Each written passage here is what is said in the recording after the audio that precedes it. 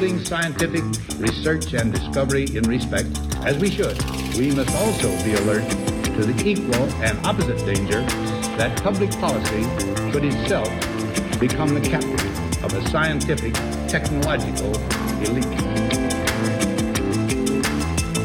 We've signed a climate convention on the importance of economic instruments and free markets. Were included in this mammoth Agenda 21 document and the Rio Declaration. Let me be clear on one fundamental point. The United States fully intends to be the world's preeminent leader in protecting the global environment. Coming up, Technocracy News. And welcome to Technocracy News and Trends. This is Patrick Wood, Editor-in-Chief. Today is August 16, 2019.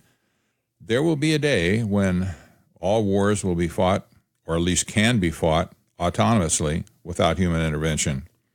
I hate to think of the time when this might actually take place, but there have been dystopian movies that describe such a scenario in the past 10, 15 years. But the military continues to march forward with automatic weapons of one sort or another.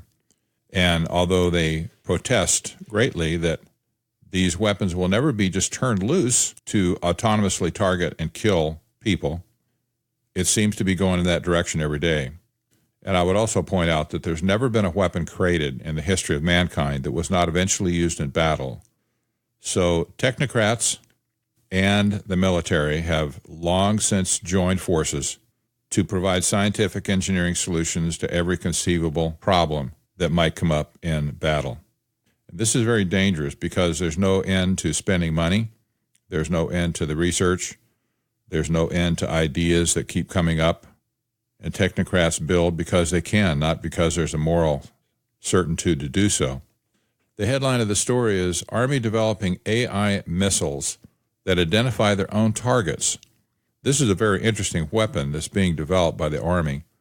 But the article starts out, the U.S. Army is working on a new artillery shell capable of locating enemy targets, including moving tanks and armored vehicles. The shell, called Cannon Delivered Area Effects Munition, or CDAEM, is designed to replace older weapons that leave behind unexploded cluster bomblets on the battlefield that might pose a threat to civilians.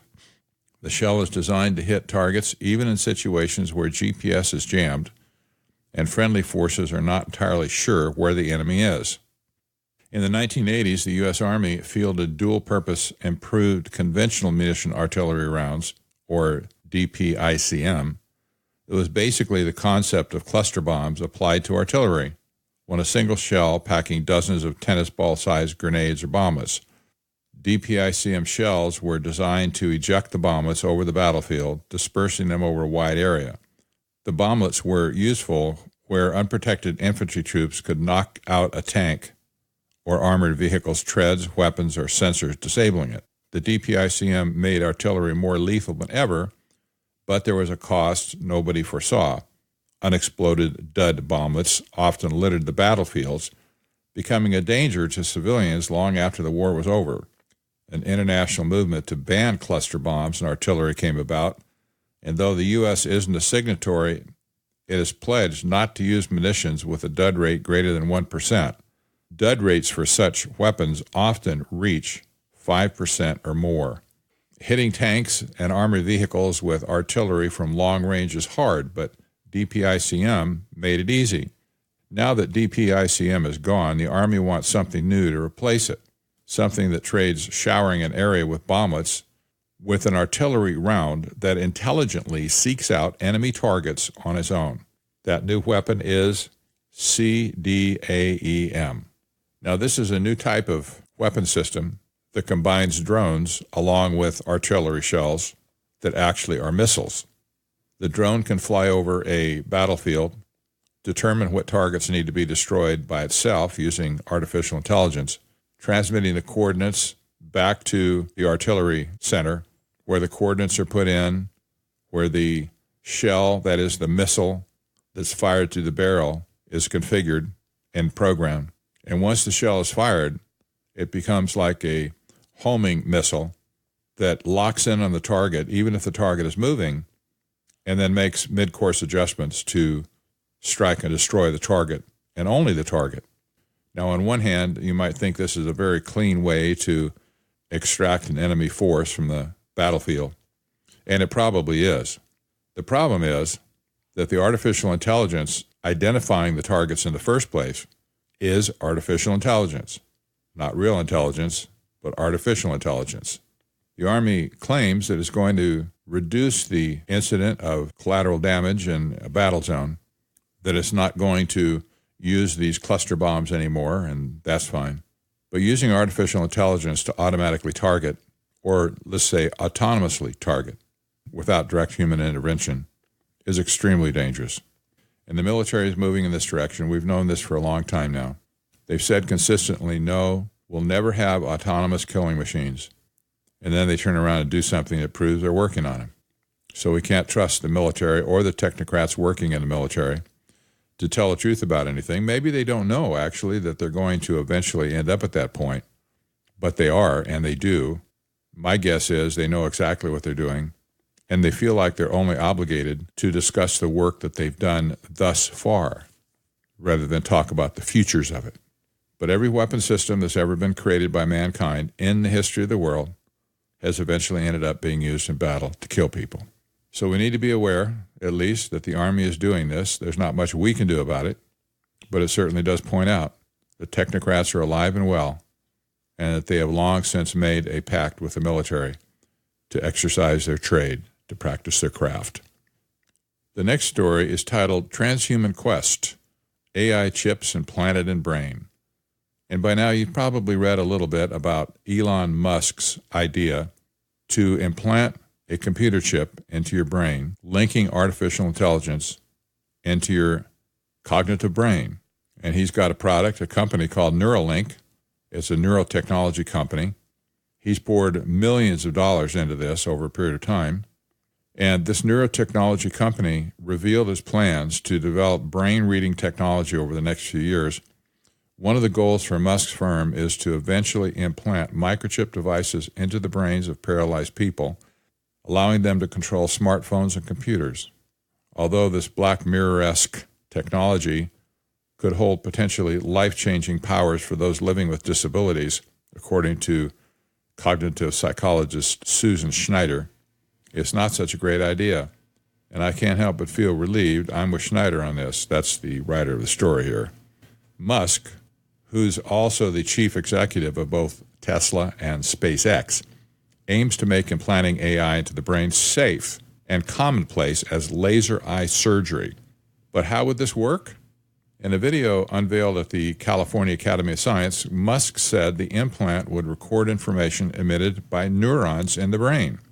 So Musk has made the claim that it's possible to translate the neurons in the brain, the communication between them, into bits of information of machine-readable language that can be externalized to the brain.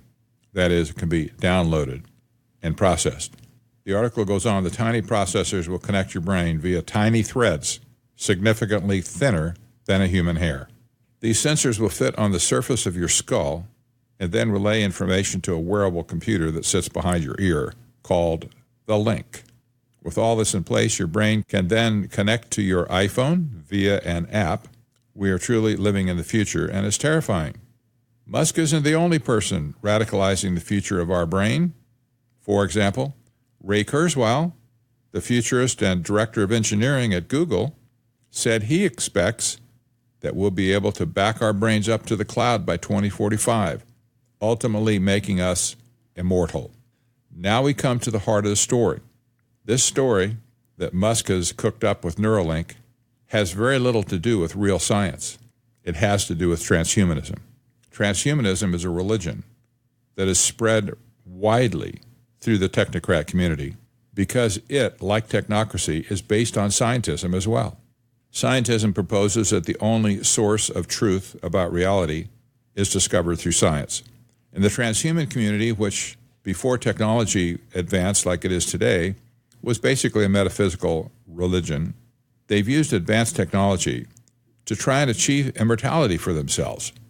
The idea is they can download their brain out of their computer, save it into the cloud, and then re-upload it into another device or another Android or another person, allowing their consciousness to live on forever. This is crackpot science. There's not one shred of evidence that the soul of a person can be downloaded into a computer, much less re-uploaded again. And in any case, every person since the beginning of mankind has died. There hasn't been one person that's lived forever, except perhaps one, and that would be Jesus Christ, who was resurrected from the dead 2,000 years ago. These transhumans that are trying to achieve immortality are doing themselves a disservice, and everybody else too, because science is being misrepresented. It's being way overstated that these metaphysical propositions can be proven and put into practice by advanced technology. It's just simply not going to work that way. It's also interesting to note that Ray Kurzweil hasn't been heard from in a while. He is the director of engineering at Google. Google has been in the news. We've run several stories here in the last few months on Google and what they're up to. This is the company that intends to overthrow the U.S. government and take control of the electoral process. Google is a very dangerous company to be operating within the boundaries of the United States. But Ray Kurzweil, nonetheless, is the number one transhumanist probably in our country. He's given more speeches, created more organizations, written more material about transhumanism than anybody that I know.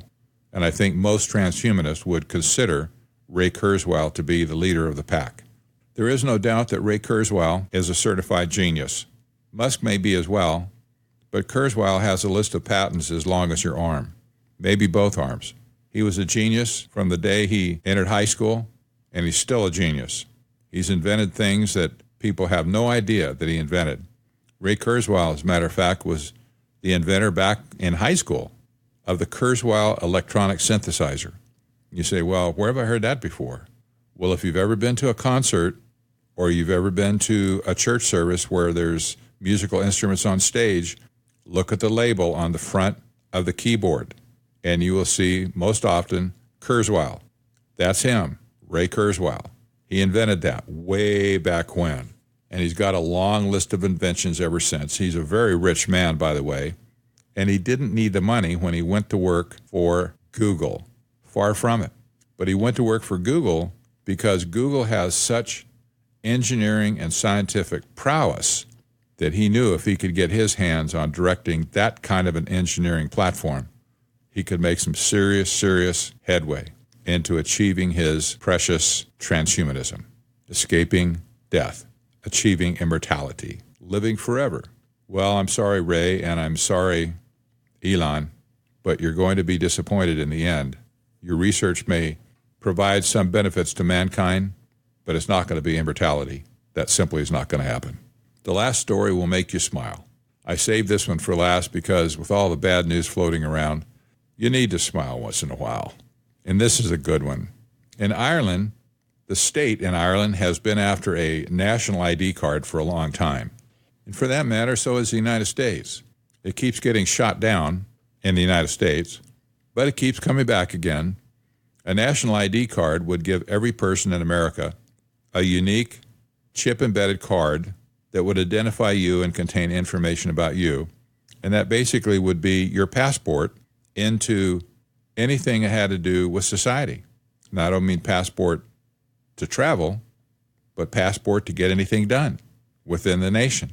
And so the technocrats behind this idea figure that if every person has an ID card and it's embedded with a chip containing all kinds of information on the person, why, that would be the perfect way to track all activity of the human as they go about their business in daily life. This is a technocrat crackpot idea again. Fortunately, in the United States, it's been shot down left and right. It's still moving forward, and it's probably going to happen at some point unless citizens rise up and say no. But in Ireland, where data has already been collected on 3.2 million citizens that live there for a national ID card, well, the technocrats have been shot down. This was their holy grail. That is the technocrats' holy grail, to track all human activity. The article states, the state has been told it must delete data held on 3.2 million citizens which was gathered as part of the rollout of the Public Services Card, as there is no lawful basis for retaining it. In a highly critical report on its investigation into the card, the Data Protection Commission found that there was no legal reason to make individuals obtain the card in order to access state services, such as renewing a driving license or applying for a college grant. While the card will still be sought from people accessing some services directly administered by the Department of Social Protection, such as claiming social welfare payments, the Commission's report represents a major blow to the scope of the project, which has proved politically contentious and faced strong opposition from data privacy campaigners. Helen Dixon, the Data Protection Commissioner, told the Irish Times that forcing people to obtain such a card for services other than those provided by the department was unlawful from a data processing point of view. Well, Helen, if we had an award, we would put your name on it and send it to you because you have done a wonderful thing standing up for what's right. The article goes on. It has directed that the department cease processing applications for cards needed for such functions. Ms. Dixon said there had been a fundamental misunderstanding of what was permitted by the legislation underpinning the card. This means that the technocrats within the state just went ahead and did whatever the heck they wanted to do without respect to what the law said and allowed them to do. That wasn't sufficient for them. They said, we'll just go ahead and do it this way anyway. And now a courageous civil servant has stood up and said, you guys have overstepped your bounds and hit the delete button. You can imagine that the technocrats there are just grinding their teeth because remember, technocrats love data. They can never get enough. It's like the new oil of the 21st century. It's the wealth that they have. Even if it's not money, data is power. And technocrats love data. They lust for data. They hoard data. And now some technocrat is going to have to hit the delete button to delete the data on 3.2 million citizens. And if that doesn't just warm the cockles of your heart, I don't know what will. I'm Patrick Wood for Technocracy News and Trends. Have a great day. We'll see you next time.